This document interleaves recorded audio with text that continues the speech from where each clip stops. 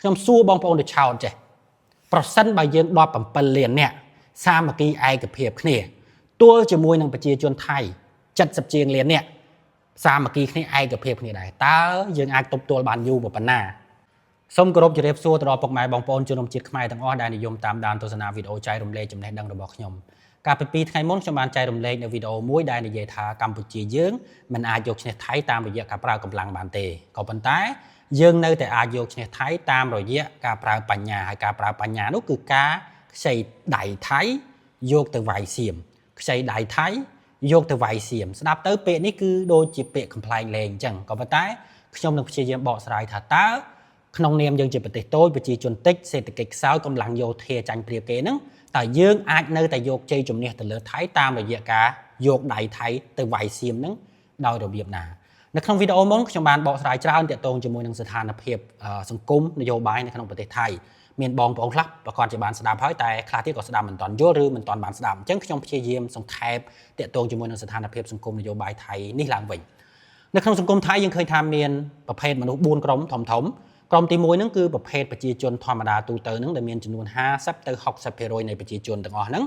ប្រជាជនក្រុមនេះគឺមិនមែនមានការនយោបាយមិនសូវចូលចិត្តតាមដាននយោបាយអីទេពួកគាត់ឲ្យតម្លៃតែទៅលើសន្តិភាពស្ថិរភាពនិងកំណើនសេដ្ឋកិច្ចពួកគាត់ខ្វល់ខ្វាយតែពីការប្រកបមុខរបរចិញ្ចឹមជីវិតការរស់នៅប្រចាំថ្ងៃរបស់គាត់តែប៉ុណ្ណោះក្រុមនេះមិនមែនជាក្រុមដែលស្អប់ខ្មែរឬស្រឡាញ់ខ្មែរទេពួកគាត់មិនមានអារម្មណ៍អីជាមួយនឹងខ្មែរយ៉ាងទេវាតល់តែខ្មែរយើងនិងថៃមានប៉ះទង្គិចមានបញ្ហាជាមួយគ្នាបែបនេះទើបក្រុមនេះមានយោបល់ខ្លះថាចូលចិត្តឬមិនចូលចិត្តខ្មែរនឹងទៅក៏ប៉ុន្តែជាធម្មតា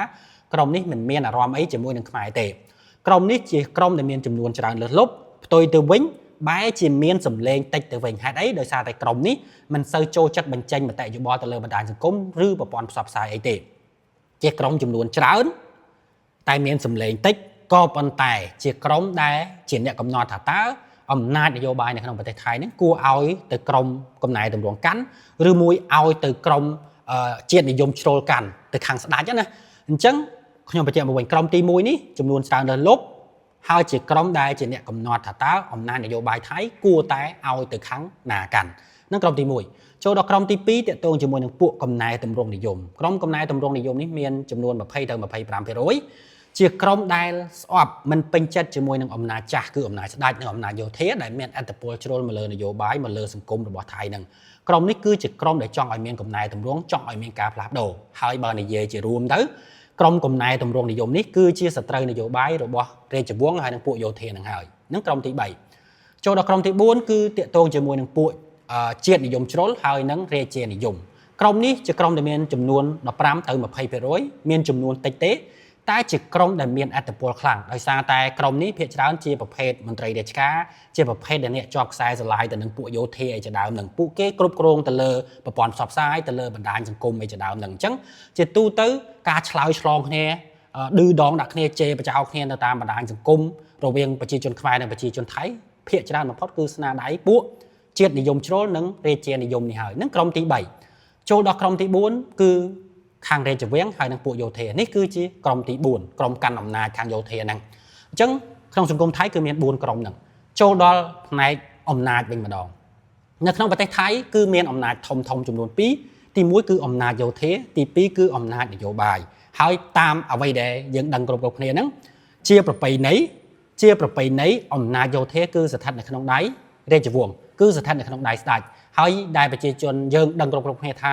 នៅប្រទេសថៃអ្នកដែលមានអំណាចពិតប្រាកដគឺស្ដេចគឺយើងចង់សម្ដៅទៅលើអំណាចយោធានេះហើយអញ្ចឹងអំណាចយោធានេះគឺស្ថិតនៅក្នុងដៃស្ដេចនឹងជាដរាបរៀងមក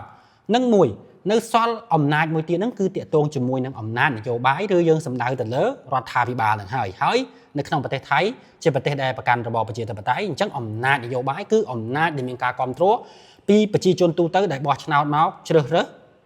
បង្កើតជារដ្ឋាភិបាលនឹងហើយគឺជាអំណាចរបស់ប្រជាជននឹងហើយអញ្ចឹងអំណាចមានពីរនេះហើយនៅក្នុងប្រទេសថៃកន្លងមកនៅពេលដែលអំណាចទាំងពីរនេះស្ថិតនៅក្នុងដៃស្ដេចឬក្រុមយោធាតែមួយនោះស្ថានភាពនយោបាយនៅក្នុងប្រទេសថៃនឹងមានស្ថិរភាពខ្ញុំបញ្ជាក់មកវិញកាលណាអំណាចយោធានិងអំណាចនយោបាយស្ថិតនៅក្នុងក្រុមតែមួយនៅក្នុងដៃស្ដេចនោះស្ថានភាពនយោបាយនៅក្នុងប្រទេសថៃនឹងមានស្ថិរភាពហើយបើយើងក៏លេខមើលបកទៅក្រោយចន្លោះឆ្នាំ2014រហូតដល់ឆ្នាំ2023ហ្នឹង កាលហ្នឹងគឺប្រយុទ្ធច័ន្ទអូចាដែលគាត់មាន background ខាងយោធាហ្នឹងកាន់អំណាចអញ្ចឹងកាន់អំណាចរដ្ឋាភិបាលអំណាចនយោបាយអញ្ចឹងធ្វើឲ្យខាងរាជវង្សហ្នឹងគឺផ្ដាប់អំណាចទាំងនយោបាយទាំងយោធានៅក្នុងដៃតែមួយធ្វើឲ្យស្ថានភាពនយោបាយមានស្ថិរភាពហើយពេលនោះទំនាក់ទំនងរបស់យើងជាមួយនឹងថៃហ្នឹងគឺល្អខ្លាំងមែនទែនខ្ញុំបញ្ជាក់មកវិញកាលណាអំណាចទាំងពីរស្ថិតនៅក្នុងដៃស្ដេចនោះស្ថិរភាពនយោបាយគឺល្អនៅក្នុងប្រទេសថៃក៏ប៉ុន្តែនៅក្នុងអំឡុងពេលដែលអំណាចទាំងពីរនៅក្នុងដៃថៃគឺក្រមរាជវង្សហើយនឹងយោធានេះគឺគាត់អត់ទៅមានសមត្ថភាពក្នុងការដោះស្រាយបញ្ហាសង្គមនិងបញ្ហាសេដ្ឋកិច្ចប្រទេសថៃទេអញ្ចឹងបន្តិចម្ដងធ្វើឲ្យមានបញ្ហាសេដ្ឋកិច្ចបញ្ហាសង្គមធ្វើឲ្យប្រជាជននឹងធុញទ្រាន់នឹងអានឹងហើយគាត់ងាកមកគ្រប់គ្រងមកក្រុមទៀតគឺក្រុមកំណែតម្រង់ដែលភាគច្រើនជាអ្នកចេះដឹងនិស្សិតបញ្ញវន្តដែលមានសមត្ថភាពក្នុងការដោះស្រាយបញ្ហាសង្គមនិងនយោបាយនិងសេដ្ឋកិច្ចថៃនឹងប្រជាជនទូទៅនឹងងាកមកគ្រប់គ្រងកំណែតម្រង់នឹងវិញធ្វើឲ្យអំណាចនយោបាយដែលស្ថិតនៅក្នុងដៃស្ដេចពីមុនមកហ្នឹងត្រូវផ្ទេរម្ដងបន្តិចមកខាងពួកកំណែតម្រង់ដែលជាសត្រូវនយោបាយនឹងគ្នាវិញហើយកាលណាអំណាចនយោបាយហ្នឹងវាមកស្ថិតនៅក្នុងដៃពួកកំណែតម្រង់អញ្ចឹងអំណាចយោធានៅក្នុងដៃស្ដេចវាធ្វើឲ្យមានអស្ថិរភាពនយោបាយនៅក្នុងប្រទេសថៃហើយជាញឹកញាប់ដើម្បីដោះស្រាយបញ្ហាអស្ថិរភាពនយោបាយនៅក្នុងប្រទេសថៃនេះគឺខាងរាជវង្សថៃឬមួយយោធាថៃហ្នឹងមានមធ្យោបាយធំពីរយ៉ាងដែលយើងជាទូទៅយើងឃើញគ្រប់គ្នាហ្នឹងមធ្យោបាយទី1ដែលយើងលឺញឹកញាប់ជាងគេហ្នឹងគឺការធ្វើរដ្ឋប្រហារអញ្ចឹងប្រទេសថៃគឺជាប្រទេសដែលមានការធ្វើរដ្ឋប្រហារយោធាទម្លាក់រដ្ឋាភិបាលស៊ីវិលនឹងញឹកញាប់ខ្លាំងមែនទែននេះគឺជាវិធីទី1ដែលពួករាជវង្សឬមួយពួកយោធាហ្នឹងដណ្ដើមអំណាចយកមកកាន់នៅក្នុងដៃវិញដើម្បីឲ្យមានអំណាចខ្លួនឯងរឹងមាំមានស្ថិរភាពនយោបាយនឹងវិធីទី1ចូលដល់វិធីទី2ហ្នឹងគឺដើម្បីបង្វែរបញ្ហាផ្ទៃក្នុងដើម្បីពង្រឹងអំណាចរបស់ខ្លួនស្ដេចថៃពួកយោធាថៃគឺត្រូវតែទៅស្វែងរកសត្រូវមកពីខាងក្រៅស្វែងរកសត្រូវមួយឲ្យប្រជាជនថៃទាំងមូលវាទាល់តែប្រជាជនថៃទាំងមូលគិតថាមានសត្រូវមកពីក្រៅមានហានិភ័យមានការគំរាមកំហែងមកពីក្រៅធ្វើឲ្យប្រជាជនថៃហ្នឹងទម្លាក់ចោលនៅបញ្ហាបំភ្លេចចោលនៅបញ្ហាក្នុងស្រុកងាកទៅគ្រប់គ្រងស្ដេចគ្រប់គ្រងពួកយោធាដែលមានតួនាទីក្នុងការការពារប្រទេសទល់នឹងសត្រូវទល់នឹងការគំរាមកំហែងមកពីខាងក្រៅវិញអញ្ចឹងស្ដេចថៃហ្នឹងគាត់ប្រើវិធីសាស្ត្រពីរហ្នឹងដើម្បីយកអំណាចមកកាន់នៅក្នុងដៃវិញអញ្ចឹងចូលដល់អាកន្លែងរោគសត្រូវមកពីខាងក្រៅនេះមែនទេកន្លងមកយើងអត់តន់ឃើញមួយរយៈក្រោយនេះយើងអត់តន់ឃើញមានរដ្ឋប្រហារទេមិនអញ្ចឹងបើអត់មានរដ្ឋប្រហារទេនៅសមនយោបាយមួយទៀតហ្នឹងគឺស្វែងរកសត្រូវពីខាងក្រៅហើយសម្លឹងនៅជុំវិញប្រទេសថៃហ្នឹង4ប្រទេសហ្នឹងមើលឡើងមើលចុះប្រទេសថៃស្ដេចថៃយោធាថៃសម្រាប់ចាត់ជ្រើសរើសយកខ្មែរហ្នឹងជាគោលដៅមកធ្វើជាសត្រូវរបស់ប្រជាជនថៃទាំងមូលតែដូចខ្ញុំបញ្ជាក់អញ្ចឹងមិនមែនប្រជាជនថៃទាំងអស់គិតថាយើងជាសត្រូវទេអញ្ចឹងស្ដេចថៃឬមួយយោធាថៃហ្នឹងត្រូវតែរកល្បិចដើម្បីឲ្យប្រជាជនថៃទាំងមូលហ្នឹងចាត់ទុកថាខ្មែរយើងហ្នឹងជាសត្រូវខ្ញុំបញ្ជាក់មកវិញមិនមែនប្រជាជនថៃទាំងអស់គិតថាខ្មែរយើងជាសត្រូវទេ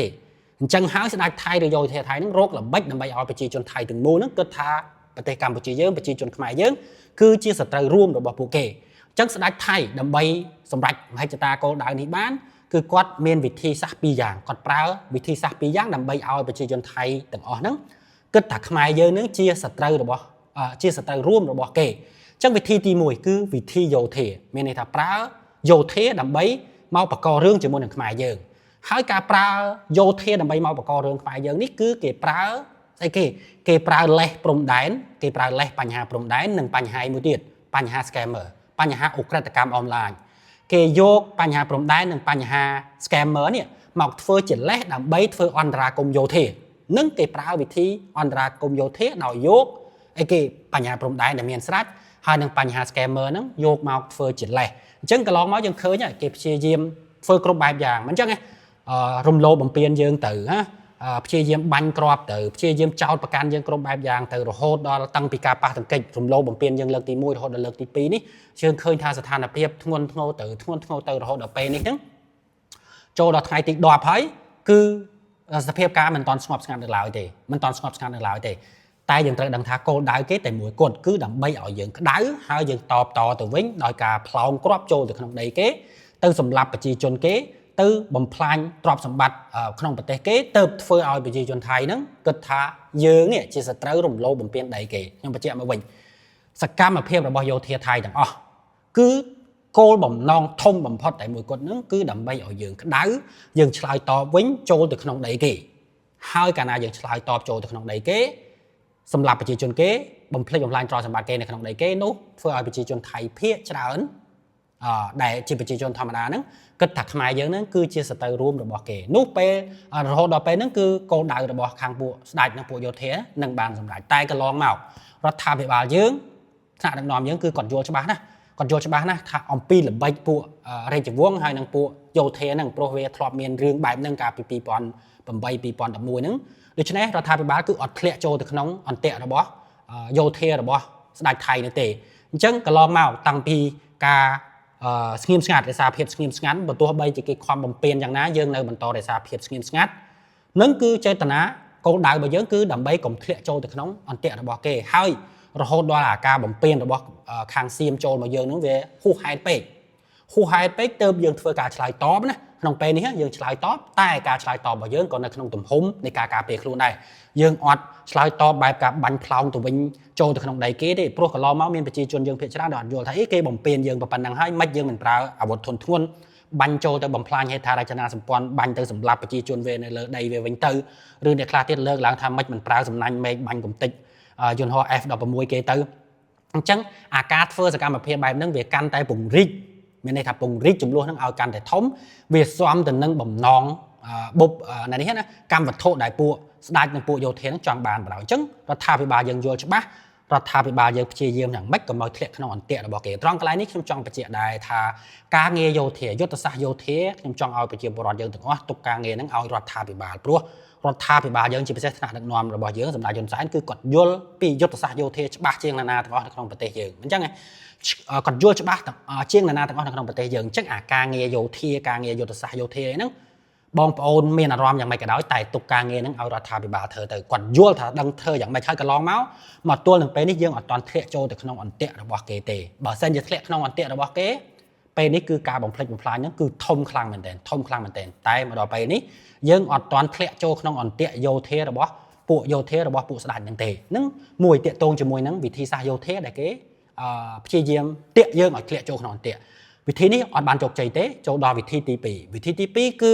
ពួកស្ដេចថៃពួកយោធាថៃហ្នឹងគឺប្រើវិធីសាស្ត្រមួយទៀតគឺបញ្ឆេះកំហឹងពូជសាសន៍រវាងពូជសាសន៍ខ្មែរយើងជាមួយនឹងពូជសាសន៍ថៃទាំងមូលហ្នឹងឲ្យយើងស្អប់គ្នាទៅវិញទៅមកគិតថាគ្នាជាសត្រូវនឹងគ្នាទៅវិញទៅមកហើយដើម្បីបញ្ឆេះកំហឹងពូជសាសន៍នេះបាននេះក្រមយោធានិងក្រមរាជវង្សថៃហ្នឹងប្រើប្រាស់ក្រមមួយឲ្យមកបញ្ឆេះកំហឹងហ្នឹងគឺក្រមណាគឺក្រមជាតិនិយមជ្រុលនិងរាជានិយមនៅក្នុងប្រទេសថៃដែលជាក្រមតូច15ទៅ20%ដែលខ្ញុំរៀបរាប់មុននេះស្ដេចថៃយោធាថៃហ្នឹងមកប្រើប្រាស់ក្រមនេះហេតុអីបានប្រើប្រាស់ក្រមហ្នឹងព្រោះក្រមហ្នឹងគឺពូកែខ្លាំងមែនទែនព្រោះក្រមនេះហើយជាក្រមដែលស្អប់ខ្មែរយើងដូចខ្ញុំរៀបរាប់អញ្ចឹងក្រមនេះជាក្រមដែលស្អប់ខ្មែរយើងយកខ្មែរយើងធ្វើជាសត្រូវចង់សម្លាប់ខ្មែរយើងចង់បានដីខ្មែរយើងចង់បានប្រាសាទខ្មែរយើងចង់បានវប្បធម៌ខ្មែរយើងក្រមនេះហើយដែលក្រមស្អីកែប្រែប្រវត្តិសាស្ត្របង្រៀនកូនចៅគេឲ្យថាទឹកដីយើងគឺជាទឹកដីរបស់គេរហូតដល់មានអ្នកខ្លះហ្នឹងហ៊ានអះអាងថាខ្មែរយើងបច្ចុប្បន្ននេះមិនមែនជាចំនួនក្រោយរបស់ខ្មែរអង្គរទេរហូតដល់ថ្នាក់នឹងក្រមនេះដូចខ្ញុំបញ្ជាក់អញ្ចឹងក្រមនេះទៅជាសត្រូវរបស់យើងពិតប្រាកដពួកជាតិនិយមជ្រុលហើយនឹងរាជានិយមនេះពួកស្ដេចហើយនឹងយោធាហ្នឹងចង់បញ្ឆេះកំហឹងពូជសាសន៍ត្រូវតែយកក្រមនេះមកប្រើព្រោះក្រមនេះបកកែខ្លាំងណាស់បកកែខាងអីគឺបកកែខាងជីកកកាយរឿងប្រវត្តិសាស្ត្ររឿងពីមុនរឿងវប្បធម៌រឿងប្រាសាទរឿងជាតិសាសន៍ហ្នឹងដើម្បីបញ្ឆេះកំហឹងរវាងយើងនិងពួកគេហ្នឹងក្រមនេះគឺពូកែក្នុងការបញ្ឆេះកំហឹងមានន័យថាជេរទៅឌៀមដាមទៅឌឺដងទៅលេបខាយទៅមាក់ងាយទៅយកថ្នាក់ដឹកនាំយករូបថ្នាក់ដឹកនាំយើងទៅជន់ឈ្លីទៅគាត់ខាងជាតិនិយមហ្នឹងគឺធ្វើគ្រប់បែបយ៉ាងទាំងអស់ដើម្បីឲ្យប្រជាពលរដ្ឋយើងក្តៅព្រោះពួកនេះវាបកកែខាងហ្នឹងតែកន្លងមកពួកនេះធ្វើការបានសម្រេចមែនការបញ្ឆេះកំហឹងពូជសាសន៍នេះគឺក្រមជាតិនិយមជ្រុលនេះធ្វើការបានសម្រេចមែនគឺគេព្យាយាមប្រើវិធីសាស្ត្របែបហ្នឹងជេរបចោឌៀមដាមឌឺដងលេបខាយមាក់ងាយគ្រប់បែបយ៉ាងហ្នឹងធ្វើឲ្យប្រជាជនខ្មែរយើងភាគច្រើនហ្នឹងពិតជាក្តៅមែនមិនអញ្ចឹងទេក្តៅទាំងការរំលោភបំពានខាងយោធាផងក្តៅទាំងការរំលោភបំពានខាងជេរបចោឌៀមដាមឌឺដងតាមបណ្ដាញសង្គមតាមបណ្ដាញផ្សព្វផ្សាយផងធ្វើឲ្យប្រជាពលរដ្ឋយើងឆេះហើយកាលណាយើងឆេះយើងក្តៅយើងព្យាយាមវេបហាទៅវិញយើងព្យាយាមដុតទៅវិញមិនអញ្ចឹងទេគេធ្វើដាក់យើងយ៉ាងម៉េច dương nòng hiệt phơi đã cái bài nâng cái chê cái điềm đàm cái đưa đòn cái lép khai cái tròn chli dương phơi bài nâng này chê bạch chảo điềm đàm đưa đòn lép khai tròn chli mẹ được nòng cái hạt sạt cái mình chăng rê chả vuông cái mình chăng rồi hồi đó xong bây giờ si game bỏ cái có vô mà tròn chli mình chăng rồi hồi đó cả lịch tức chấm nôn cross nát tức chấm nôn rồi bỏ cái có dương vô mà đưa đòn mình chăng vô mà sao sắp bài bòn cái nó cross nát thông chấm nôn slap chả đào chấm nôn ấy chả đào nữa tầng nâng cứ chỉ ấy mình men dương phơi môn đấy cứ kịch phơi đại dương tớp dương slide top từ về từ kề vĩnh tái ca để kịch phơi đại dương hay dương slide top từ kề vĩnh nấng nấng về xoam nâng chặt để kề trong bàn ca na dương slide top từ vĩnh dương miền slide top đặt tại crom nấng tí dương slide top đặt từ bạch chi Thái từng mù từ bạch chi chôn Thái từng mù từ bạch chi chôn đại thoa mà na để nhom về mình thảo ọt lạnh không ai nấng đó dương chặt tốc bộ nấng cứ chỉ một nụ cọt đôi khi này dương slide top bài nấng để che từ điềm đam từ đưa đòn từ lép khai từ mẹ nghe tới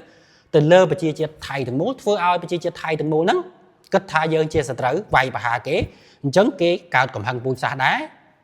ao về xóm ta nâng bông non rồi bò bộ đại Thái bộ vô thế Thái để chọn bàn mà đòi nâng hái cứ chi vị thi để cái đại dương ao thế ẩn tiện trong bạch chia mà quỳnh cái trắng bạch chia cầm hăng bùn xa ao dương khai tới chia sợi tử thế hai đầm bay bạch chia cầm hăng bùn xa cái từ cái đại bộ chia để giống trôi nó không bạch Thái nắng đại cái swap khai dương sạch chia sợi tử khai dương sạch nắng màu prao vị thị sa điềm đam đưa đón chê bạch chào miệng nghề này là mình màu nắng hai đợt về khai dương cái đáy dương prao vị thị sa nắng đặt từ kề vĩnh tại đặt chê ruống từ lời bạch chi chê Thái từng mốt phơi ao bạch chi chôn Thái một trận luôn thông xe tiền để ở đằng ấy nó quạt chập đá nhà làm thời gian chia sẻ tới ọp dưỡng che còn phăng pu sa nắng lángแต่ความโตโยเทnó mà bảo tiền dương tiết bằng tiền dương tiết bộ ở trên để dùng bạch che dương tiết dương cái đáy dương đợt từ vĩnh bộ nó che về từ chỉ vọt đạ về làng nó ọt trẻ chọp từ chắc được nhầm về chẳng vì thi pi giang bảo cái muối cứ mình toàn chọc cháy này dầu thề nó ti pi cứ cầm hăng bùi xa nó cứ bàn chọc cháy đó ba cho bón được lẹ cho nó mình luôn cái bẹ cái đá túi này mẹ này thà cái đọt ở dương cái đá dương che mền cái đọt dương ở che dương che mền này dương che mấy nhưng đọt slong tới triệt xa cái vĩnh che tới che máu vừa oi chùm luôn rồi viên khai dương thầy phải đi can té thông tới thua ngô từ hơi mà đo peนี้ឧបមាថាមានការអន្តរាគមន៍ពីប្រទេសផ្សេងៗមកពីមហាអំណាចផ្សេងៗដូចជាអាមេរិក Donald Trump ចិន Xi Jinping ជាមួយអង្គការអន្តរជាតិដូចជាអាស៊ានអង្គការសហប្រជាជាតិអីជាដើមនឹងអន្តរាគមន៍ឲ្យបានដំណោះស្រាយក៏ដោយក៏ដំណោះស្រាយនេះជាដំណោះស្រាយបណ្ដោះអាសន្នដែរដោយសារតែអីដោយសារតែឫសគល់បញ្ហាហ្នឹងយើងអត់បានជីករំលើងឫសគល់អីគេគឺគេចង់ប្រឆេះយើងឲ្យក្តៅហើយយើងក្តៅមែនគេចង់ប្រឆេះយើងឲ្យក្តៅយើងក្តៅមែនយើងដុតទៅវិញឆេះទៅឆេះមកអានឹងទៅជាឫសគល់នៃបញ្ហាខ្ញុំឧបមាថាប្រសិនបើពួកយោធាបំពេញយើងរដ្ឋាភិបាលព្យាយាមទប់បែបហ្នឹងមិនចឹងទេការពារខ្លួនបែបហ្នឹងបន្តទៀតហើយពួកជាតិនិយមថៃវាព្យាយាមប្រឆេះយើងតែយើងអត់ឆេះយើងនៅឲ្យស្ងៀមយើងមិនតបតបែបហ្នឹងទៅវិញហើយយើងព្យាយាមតែបង្ហាញព័ត៌មានណាដែលជាព័ត៌មានពិតមិនមានលក្ខណៈញុះញង់មិនមានលក្ខណៈអុចអាលឌឺដងលេបខាយឌៀមដាមឲ្យគ្នាបន្តិចម្ដងធ្វើឲ្យប្រជាជនថៃភាគច្រើនដែលគាត់ជាធម្មតាគាត់មិនស្អប់យើងផងហ្នឹងគាត់ចាប់ដើមមើលឃើញសភាពពិតពីពួកយោធាដែលចេះតែមកចង់រករឿងយើងមើលសភាពពិតនៃពួកជាតិនិយមជ្រុលដែលចេះតែមកចង់រំលោភបំពានយើងចង់បានរបស់យើងដោយមិនសមហេតុផលហ្នឹងពួកប្រជាជនថៃជាទូទៅហ្នឹងនឹងមើលឃើញក្រុមហ្នឹងម្ដងបន្តិចពួកនឹងឈប់គាំទ្រទៅលើក្រុមហ្នឹងនឹងអស់កម្លាំងក្នុងការមករំលោភបំពានយើងជាបន្តទៀតខ្ញុំបញ្ជាក់មកវិញវាតតែគេដុតយើងអត់ក្តៅហើយយើងអត់ក្តៅមិនដុតតទៅប្រជាជនថៃអត់ក្តៅប្រជាជនថៃចាប់ផ្ដើមគិតពីបញ្ហាក្នុងប្រទេសរបស់ខ្លួនវិញបញ្ហាសេដ្ឋកិច្ចបញ្ហាសង្គមរបស់ខ្លួនវិញហើយសម្លឹងមើលទៅខាងយោធាសម្លឹងទៅមើលពួកជាតិនិយមហ្នឹងវាមករំលោភបំពានយើងជ្រុលហួសហេតុពេកយកលុយមកចាយឥតប្រយោជន៍ខ្លាំងពេកពួកនឹងឈប់គាំទ្រនឹងចាប់តាមតវ៉ារោរឿងទៅគាំទ្រពួកកំណែតម្រង់មិនចឹងទេគាំទ្រកំណែតម្រង់ធ្វើឲ្យផ្ទៃក្នុងរបស់ថៃហ្នឹងត្រឡប់ទៅបាក់បែកវិញគេចង់បង្វែរអាការបែកបាក់ហ្នឹងអញ្ចឹងយើងអត់ឲ្យគោលដៅធំរបស់គេបានសម្រេចទេយើងមិនធ្វើខ្លួនឲ្យទៅជាសត្រូវរបស់ប្រជាជនថៃទាំងមូលនឹងត្រឡប់ទៅគិតពីបញ្ហាក្នុងប្រទេសរបស់ខ្លួនវិញធ្វើឲ្យសង្គមថៃហ្នឹងវាចាប់ផ្ដើមបែកបាក់វិញគោលដៅរបស់គេរកសត្រូវរួមដើម្បីឲ្យអំណាចរបស់គេរឹងមាំដើម្បីបន្លប់ប្រជាជនគេតែយើងដឹងច្បាស់គេចង់បានសត្រូវយើងកុំឲ្យសត្រូវគេមិនចឹងគេដុតយើងអត់ក្តៅកាលណាយើងអត់ក្តៅប្រជាជនថៃក៏អត់ក្តៅអញ្ចឹងបន្តិចម្ដង រដ្ឋាភិបាលនឹងពួកជាតិនិយមនឹងវាបាត់អត្តពលខ្លួនវានឹងលេងវានឹងឈប់រំលោភបំពានយើងតទៅទៀតក៏ប៉ុន្តែប្រសិនបើគណៈនេះពេលនេះយើងធ្លាក់ចូលទៅក្នុងអន្ទាក់របស់គេធ្វើឲ្យប្រជាជនថៃជាទូទៅនឹងក្តៅហើយទៅគ្រប់គ្រងធ្វើឲ្យអំណាចរបស់ស្ដេចអំណាចយោធានឹងកាន់តែរឹងមាំអញ្ចឹងពីអំណេះតទៅឆ្នាំណាក៏ដូចឆ្នាំណាឬមួយពេលណាក៏ដូចពេលណាហ្នឹងនៅពេលដែលពួកគេមានបញ្ហានយោបាយបញ្ហាអស្ថិរភាពទៀតពួកគេនឹងត្រឡប់មករករឿងយើងទៀតមករំលោភបំពានយើងទៀតដោយសារអីដោយសារតែមករំលោភបំពានយើងមកប្រឆេះយើងឆេះគោលដៅរបស់គេបានសម្រេចខ្ញុំបញ្ជាក់មកវិញកាលណាបងប្អូនធ្លាក់ក្នុងអន្ទាក់គេធ្វើឲ្យគោលដៅគេបានសម្រេចអញ្ចឹងគ្រប់ពេលដែលគេមានបញ្ហាគេនឹងរត់មករយយើងគេនឹងមកបកករឿងជាមួយយើងរហូតអញ្ចឹងកូនចៅរបស់យើងតចំនួនរាប់រយរាប់ពាន់ចំនួនតទៅមុខទៀតគឺនឹងរស់អត់បានសុខទេដោយសារអីដោយសារតែយើងវាងាយប្រឆេះពេកគ្រាន់តែប្រឆេះឆេះអានឹងមួយតាក់ទងជាមួយនឹងការប្រឆេះអញ្ចឹងដំណោះស្រាយស្អីគេដំណោះស្រាយសាមញ្ញទេគឺយើងកុំឲ្យឆេះគេប្រឆេះយើងកុំឆេះវាតល់តែយើងកុំឆេះទៅគោលដៅរបស់គេនឹងអត់បានសម្រេចហើយកាលណាគេព្យាយាមវាយប្រហារយើងប្រឡប់សាច់រឿងផ្ទៃក្នុងរបស់គេតែអត់បានសម្រេចប្រជាជនគេគិតបញ្ហាផ្ទៃក្នុងរាល់ពេលដែលគេមកវាយប្រហារយើងរំលោភបំពានយើងធ្វើឲ្យគេកាន់តែបែកបាក់កាន់តែមានបញ្ហានោះម្ដងបន្តិចគេនឹងមិនមកយកយើងធ្វើជាគោលដៅទេប្រហែលជាគេទៅរកប្រទេសផ្សេងឡាវក៏ដោយភូមាក៏ដោយម៉ាឡេក៏ដោយតែកម្ពុជាគេអត់ហ៊ានចូលទេនឹងដោយសារតែអីដោយសារតែយើងអត់ធ្លាក់ចូលទៅក្នុងអន្ទាក់របស់គេតែបើយើងធ្លាក់ចូលក្នុងអន្ទាក់របស់គេអាហ្នឹងគេមករកយើងរហូតកូនចៅរបស់យើងចាំត្រៀមខ្លួនបែបនេះទៅព្រោះប្រទេសថៃសេដ្ឋកិច្ចរបស់គេកម្លាំងយោធារបស់គេណាគេអាចមានសមត្ថភាពមួយឆ្នាំមកវាយយើងលេងពីរបីដងបែបហ្នឹងហើយរាល់ឆ្នាំគេអាចមកវាយបានរហូតសួរតែប្រទេសថៃឈួតតែមកវាយយើងលេងអត់ឈួតទេដោយសារតែវាយយើងបឆោតយើងប្រឆេះយើងឆេះធ្លាក់ចុងក្នុងអន្ទាក់របស់គេធ្វើឲ្យអំណាចរបស់គេរឹងមាំរហូតអញ្ចឹងគេអាចមួយឆ្នាំមកវាយយើងលេងពីរបីដងហើយគេអាចវាយលេងរាល់ឆ្នាំអញ្ចឹងបានគេមានសមត្ថភាពក្នុងការវាយបែបហ្នឹងប្រជាពលរដ្ឋខ្មែរយើងខ្លះគិតថាឯងមកវាយមកធ្វើឲ្យប្រជាជនអញហ្នឹងកាន់តែមានសាមគ្គីមានឯកភាពទៀតខ្ញុំសួរបងប្អូនទៅឆោតចេះប្រសិនបើយើង17លាននាក់សាមគ្គីឯកភាពគ្នាទល់ជាមួយនឹងប្រជាជនថៃ70ជាងលាននាក់សាមគ្គីគ្នាឯកភាពគ្នាដែរតើយើងអាចទប់ទល់បានយូរប៉ុណ្ណាអាចទប់ទល់បានយូរចុះតែតើទំហំខូចខាតហ្នឹងវាខូចខាតដល់កម្រិតណាតែខ្ញុំមិនមែនថាសាមគ្គីឯកភាពហ្នឹងវាអត់សំខាន់ទេវាពិតជាសំខាន់ដើម្បីទប់ទល់ក៏ប៉ុន្តែបើសិនជាយើងអត់យល់ច្បាស់អំពីបញ្ហាយើងនាំគ្នាឯកភាពយើងនាំគ្នាសាមគ្គីតែដោយសារតែយើងប្រតិកម្មអត់យល់ច្បាស់ពីជំរឿបញ្ហាប្រតិកម្មខុសធ្វើឲ្យគេឯកភាពធ្វើឲ្យគេសាមគ្គីដែរអញ្ចឹងដល់7លានអ្នកឯកភាពគ្នាទល់ជាមួយគេ70ជាងលានអ្នកឯកភាពគ្នាតើយើងស៊ូគេបានយូរប៉ុណ្ណាមិនអញ្ចឹងទោះជាស៊ូជាមួយគេបានយូរក៏បានយូរក៏ដោយក៏ប៉ុន្តែយើងគិតមើលអំពីទំហំខូចខាតប្រជាជាតិយើងតទៅមុខទៀតហ្នឹងនឹងមានទំហំបែបណាដូច្នេះអ្វីដែលយើងធ្វើហ្នឹងគឺកុំឲ្យយើងធ្លាក់ចូលក្នុងអន្ទាក់របស់គេគឺពេលគេប្រឆេះយើងកុំឆេះពេលគេប្រឆេះយើងកុំឆេះកុំចេះតែចង់ឌឺដងឌៀមដាមលេបខายជេរបចោណាមាក់ងាយគេតាំងពីស្ដាច់គេតាំងពីថ្នាក់ដឹកនាំគេបើក្នុងករណីបងប្អូនទ្រាំមិនបានដាច់ខាតត្រូវតែឆ្លើយតប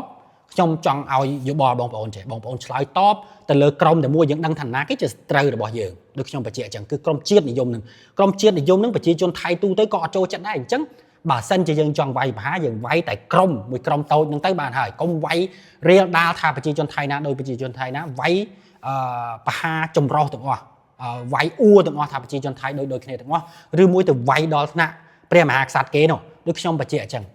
ប្រទេសថៃមិនមែនជាប្រទេសដែលមានឯកភាពទេតែប្រជាជនទាំងអស់គេឲ្យតម្លៃស្ដេចគេអញ្ចឹងឲ្យតម្លៃស្ដេចគេដូចព្រះអញ្ចឹងយើងអាចប៉ះបានទេយើងដឹងថាស្ដេចថៃនៅពីក្រោយស្អីគ្រប់យ៉ាងហ្នឹងតែកុំប៉ះឲ្យសោះយើងកុំប៉ះឲ្យសោះធ្វើឲ្យប្រជាជនថៃទាំងអស់ដឹងអញ្ចឹងដូចខ្ញុំនិយាយអញ្ចឹងបើយើងចង់វាយប្រហារយើងវាយប្រហារតែក្រុមជាតិនិយមជ្រុលឬមួយរាជានិយមឬមួយពួកយោធាមួយចំនួនទៅបានហើយអាហ្នឹងបើក្នុងករណីយើងទ្រាំមិនបានណាតែខ្ញុំចង់ឲ្យបងប្អូនប្រជាពលរដ្ឋទាំងអស់គ្នាទ្រាំឲ្យបាន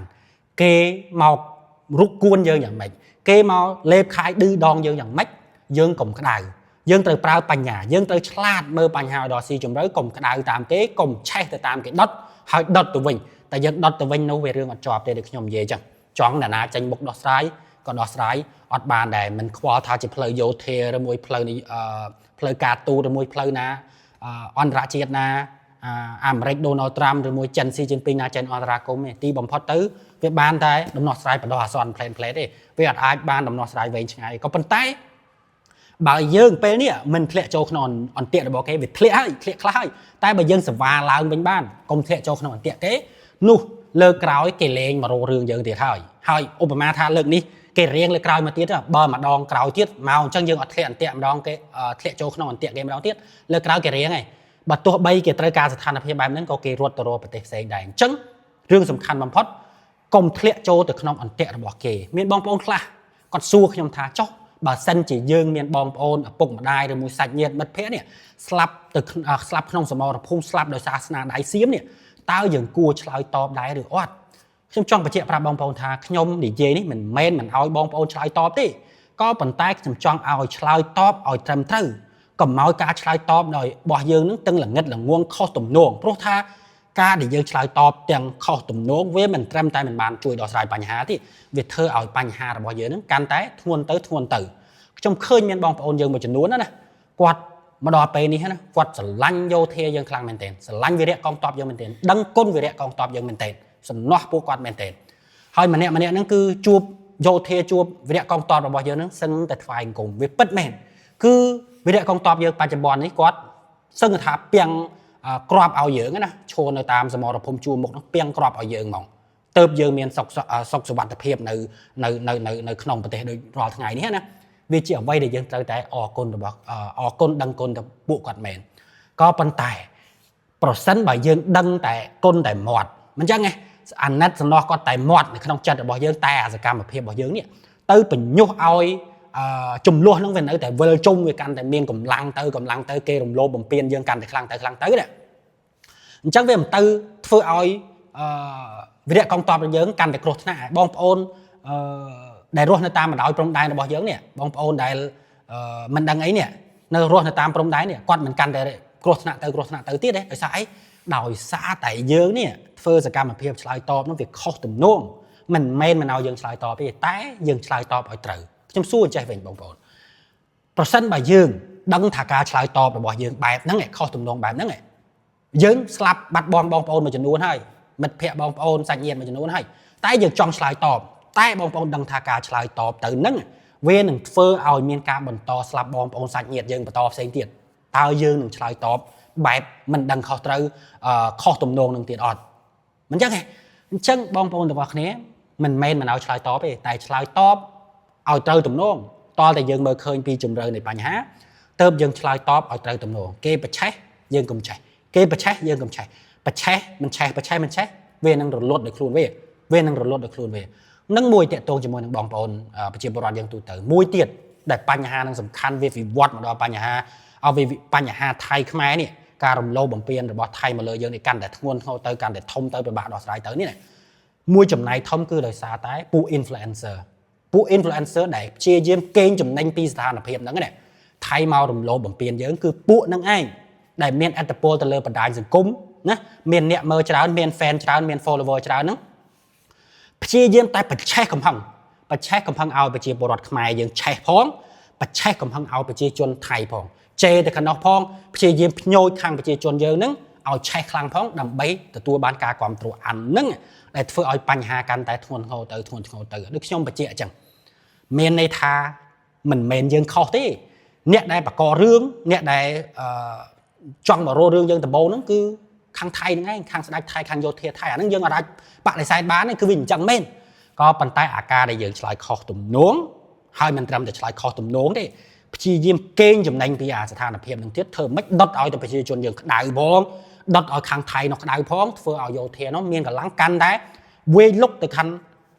ព្រំដែននោះទៀតវេលុកទៅកាន់វីរៈកងទ័ពយើងស្លាប់កាន់តែច្រើនហូរឈាមកាន់តែច្រើនប្រជាជនស្លូតត្រង់តាមបណ្ដោយព្រំដែនហ្នឹងកាន់តែស្លាប់កាន់តែបាត់បង់ជីវិតកាន់តែច្រើនខូចខាតទ្រព្យសម្បត្តិហ្នឹងកាន់តែច្រើនអានឹងគឺជាស្នាដៃពួកអ្នកដែលមានឥទ្ធិពលទៅលើបណ្ដាញសង្គមហ្នឹង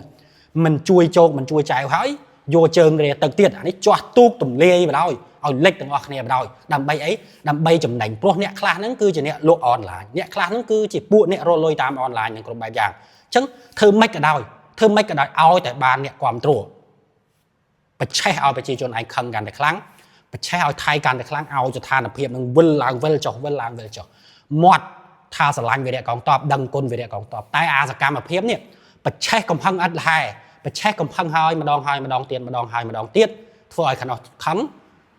vô thiệt thay bàn cầm lắng vay lục prom đán slap vô thiệt dân bắt đầu tiền khôi trọp sờ bàn dân tiền bật che bò ta mà đòi prom đán rốt bắt đầu tiền đôi khi nhom dễ chẳng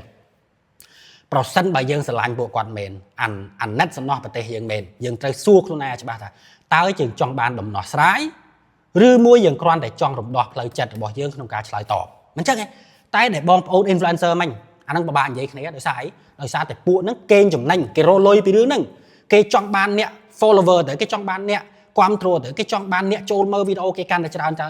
tràn tới cái rô lôi bị ảnh nâng nè khla lộ là phó nè khla mmo rô lôi bị Facebook ấy đào nâng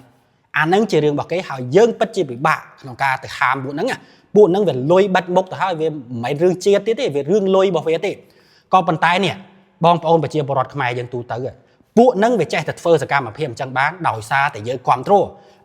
dân control chẳng ấy để bom ôn dân phơ bàn nâng pi giang nâng tì mùi và chia chôn thái và chè máu giờ cũng chè nâng tì mùi tì pi nè không sọc chớ nè phụ influencer phụ để miền etapol khang lơ bàn cho cốm nè nở pe để phụ nâng phơ video rồi mùiផលិត content bài na để miền lẹ cái này nhuông bánh chè dân lại can để cái đá nữa chop control để không dễ chẳng phụ nâng về phơ đầm bay tay kênh chủng nanh là không sự than là phiền nâng này phụ nâng bền dễ à cọ tới về cọ chiang thay để tiết thay về rầm lâu bằng tiền dớn hai miền phụ chli đỏ cả nâng ạ về mỏ chli cả chọn bật thải bật chè cầm phăng bật thải phơ ao bật chi chôn chè can để khlang nhom như tha cầm phụ influencer đài chè tập bật chè cầm phăng ngay đài nẹt sầm lắm vô thề dương sầm lắm bật chi chôn là tam prom đài dương bầm plan drop sầm bát chiết rồi bỏ dương nâng đôi phải giàu thấy bầm plan được tỏ hai phụ để miền etapol pra etapol rồi bỏ luôn nằm bay bật chè cầm phăng nâng ạ cứ chỉ phụ đài bầm planอายุ ชีวิตวิดีโอกองตอบบอมโอนไปเจอปรตามมาดาวปรมได้นั่งตรอบสมบัติยังนั่งดาวประยาวชักบอกมาวิ่งปูนั่งยังหาหมัดบานนี่ปูนั่งหาหมัดบานนี่โปรเฟตบานเป็นเจ้าอยู่บานลอยปีอาการเงี้ยนั่งจังบอมโอนไปเจอปรตขมายยังไอ้ชมสู้สมดูมันจังแต่บอมโอนจองรำดอกเพลย์จัดหรือจองบานนำนอสไลบอมโอนจองรำดอกเพลย์จัดนะปัญหานั่งมาได้บานดอสไลเดហើយអាបញ្ហានេះវានឹងតកូនតចំនួនទៅមុខរាប់រយឆ្នាំទៅទៀតដោយសារតែយើងងាយបច្ឆេះពេកបច្ឆេះរាល់ពេលដែលបច្ឆេះយើងដុតយើងធ្វើឲ្យអំណាចគេរឹងមាំគេធ្វើអញ្ចឹងរហូតអញ្ចឹងចាប់ពីអំណេះតទៅហើយដុតអាម៉េចក៏អញអត់ឆេះហើយដុតអាម៉េចក៏អញអត់ឆេះអញដឹងតែពីមាសសតអត់ឆេះតាមឯងមកអញ្ចឹងមិនមែនជាកណ្ដាស់មិនមែនជាសលៃដែលគ្រាន់តែដុតឆេះទេនឹង